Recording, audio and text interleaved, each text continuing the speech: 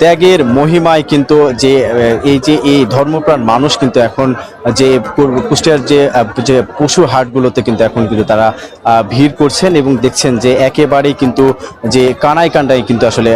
যে এখন কিন্তু একেবারে পা ফেলার জায়গা নেই, কানায় কানায় কিন্তু আসলে পরিপূর্ণ। এবং এই যে সকাল থেকে আমরা দেখেছি যে যারা খামারি রয়েছেন এবং যারা ব্যবসায়ী রয়েছেন তারা এই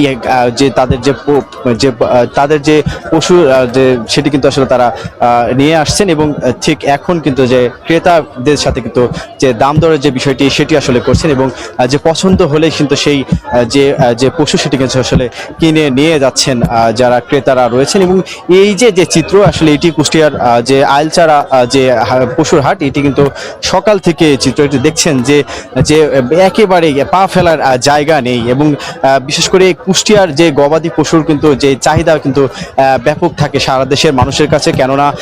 এই অঞ্চলগুলোতে যে খ্যার এবং যে ঘাস সে প্রাকৃতিকভাবে কিন্তু যে এইগুলো কিন্তু আসলে খাওয়ানোর পরে কিন্তু যে এইগুলো গরু কিন্তু লালন পালন করা হয় এবং এতেই কিন্তু যে এই গরুগুলোর প্রতি কিন্তু সারা দেশের মানুষের কিন্তু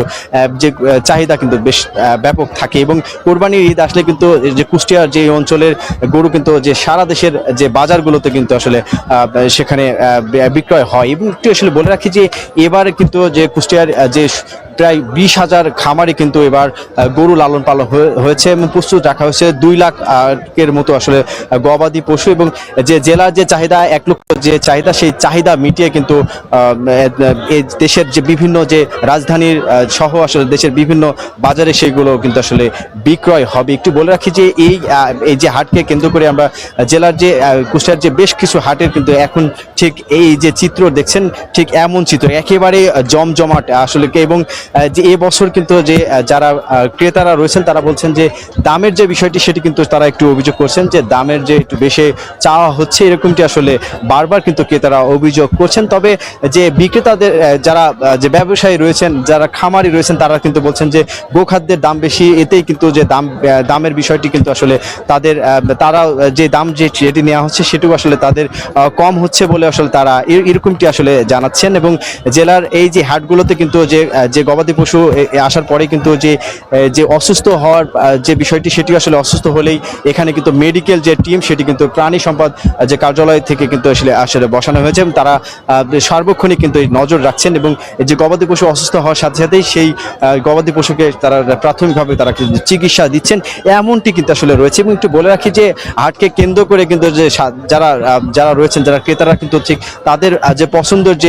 যে পশুটি সেটি কিন্তু তারা কিনতেই কিন্তু আসলে তারা এই হাটগুলোতে ভিড় করছেন। একটু বলে রাখি যে আর মাত্র যে 7 দিন বাকি রয়েছে ঈদুল আজহার, এতেই কিন্তু যে জেলার যে হাটগুলোর চিত্র কিন্তু ঠিক একই রয়েছে। এবং একটু বলে রাখি যে এই সময়ে আসলে যে পশুর যে চাহিদার সেটি কিন্তু আসলে বলে রাখি যে এবারে কিন্তু যে দামের যে বিষয়টি নিয়ে কিন্তু বেশ অভিযোগের যে বিষয়টি থাকলেও কিন্তু আসলে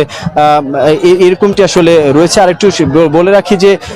এবছর যে 19,000 খামার, যে 20,000 যে খামারে সেটি কিন্তু আসলে এই গরু লালন পালন কিন্তু যে এবার প্রায় 1,500 কোটি টাকার কিন্তু আসলে ব্যবসা হবে বলে কিন্তু এটি আসলে জানিয়েছেন জেলা প্রাণী সম্পদ কর্মকর্তা। এই ছিল আমার কাছ থেকে কুষ্টিয়া থেকে।